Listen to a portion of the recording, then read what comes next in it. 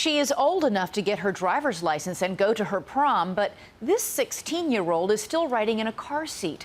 Doctors have never seen anything like it, and neither have you.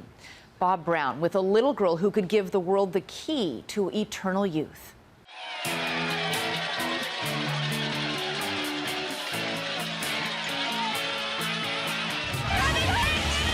They are coming-of-age rituals, sometimes lavishly designed and exorbitantly expensive. We call them Sweet 16 parties. These were documented by MTV. Elaborate or simple, they're meant to represent turning points in life. A 16th birthday, once reached, always remembered. This year, Brooke Greenberg reached that milestone. She turned 16 years old in January, although she has remained the size of an infant. And some scientists believe there is no one else on Earth like her, because Brooke has not aged like the rest of us. We're dealing with, does she actually have something, a secret, that could help? Why doesn't she age? Is she the fountain of youth? She loves to shop, just like a woman. When this 16-year-old goes on a shopping trip, she goes in a stroller with her mother, Melanie Greenberg. The young woman walking with them is Carly Greenberg, Brooke's younger sister. The fact that Brooke is in her mid-teens is so mind-boggling. Say hi. Hi. That if another mother with a toddler asks Melanie how old Brooke is, most times Melanie doesn't even try to explain. If she's 8 years old, I would say 8 months old. If she's 12 years old, I'd say 12 months old. So I would say 16 months old now. 16 months. Okay. Yeah. Is she laughing? Do you want to go? That's great. Yeah, see, she wants you to hold her. Oh, absolutely. How are you? Brooke was laughing and seemed light as a feather when I lifted her. She's weighed around 14 or 15 pounds since she was 5 years old.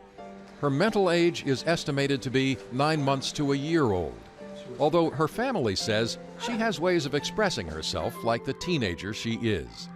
She looks like a 6-month-old, but she kind of has a personality of a 16-year-old. Yeah, do you not like the doggy? I mean, sometimes we joke about how she rebels. She makes it known what she likes and what she doesn't like. Emily and Caitlin are Brooke's older sisters. Carly is nearly 3 years younger than Brooke. It must be somewhat of a strange feeling to have an older sister who is like an infant to you. It was to start out with, but as I got older, she was just like another little sister to me. In her first 6 years, Brooke went through a series of emergencies, and then the Greenbergs say she would recover miraculously, often in ways doctors could not explain. 7 perforated stomach ulcers, a brain seizure followed by what was diagnosed as a stroke that weeks later left no apparent damage. At the age of 4, she fell into a lethargy that caused her to sleep for 14 days. Then, doctors diagnosed a brain tumor, and the Greenbergs went to buy a casket for her. And then we got a call that Brooke had opened her eyes and she was fine. There was no tumor. We'll keep her for a couple days and you can take her home. What's the matter? She overcomes every obstacle that is thrown her way. Greetings, how are you? Pediatrician Lawrence Bakula has overseen Brooke's care for most of her 16 years. Is she unique in medical history from what you know? As far as I know, the best known names in medicine, in their experience, which was pretty much a worldwide kind of experience, none of them had seen anyone who matched up to Brooke. One of the things Brooke loves most is movement, the kind Carly helps provide, steering her through the house on an ottoman. Brooke has a caretaker during daytime hours, but the family's schedule revolves around her. This girl, once described as frozen in time. Her hair and her nails are the only 2 things that grow. She has pajamas and outfits that are 10 or 12 years old. The Greenbergs take no vacations, have few nights out, and involve Brooke in as many family activities as possible. To go to a swimming pool, belong to a summer club. We tried all those things and it's lacking something. And it's lacking that Brooke's not there. We're not a family without Brooke. Ready? Come on, let's go. We're going to take her to get her driver's license next week. In fact, she still rides in an infant seat at the age when other young women are getting a driver's license. She'll never play softball. She'll never get married. She does go to school, a Baltimore County public school called Ridge Ruxton, dedicated to special education. Based on her age, she would be a junior in high school. Good morning. Jewel Adile, one of Brooke's teachers, says she wonders sometimes what Brooke is thinking or perceiving. Look, watch. People who have worked with her in the past or briefly see her say possibly there's no changing. Good girl. But I think in her heart she changes. I think from day to day there are changes. They're not just as visible as you see in a lot of teens.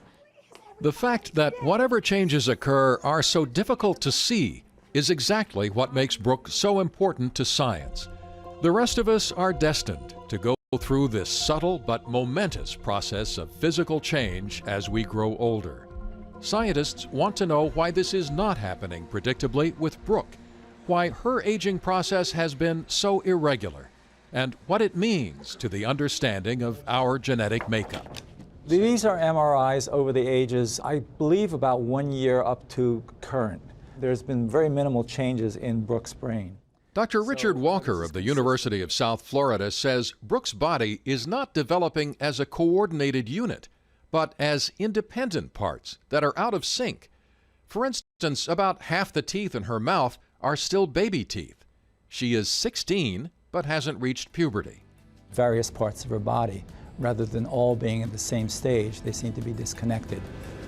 Dr. Walker and geneticist Maxine Sutcliffe of All Children's Hospital have studied samples of Brooke's cells and DNA to look for what they think may be a genetic mutation, something never seen before, that has affected the way she ages.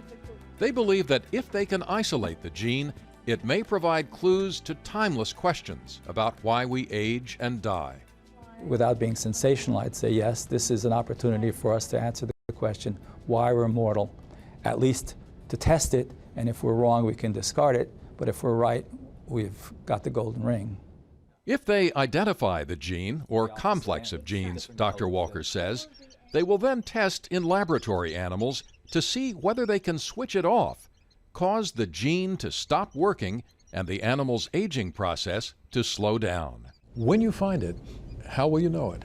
We'll know it because in our test animal, the animal's lifespan will be extended beyond its normal limits. Is there any way to judge or speculate what her lifespan might be based on her current circumstance? I would have to say that's more of a crystal ball question. I think there's no way of knowing. And Carly's in that puka. The visual evidence of that unpredictable future is always there in the family pictures, photographs in which everyone but Brooke is aging. How do you manage to categorize these? Carly is the key. She's in a lot of the pictures, and you can see her face change.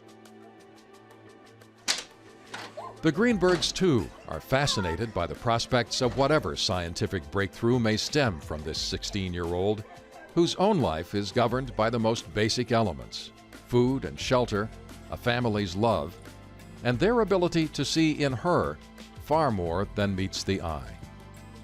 And you've come to terms with the idea that she might never grow up. We love her just the way she is. We don't want to change her.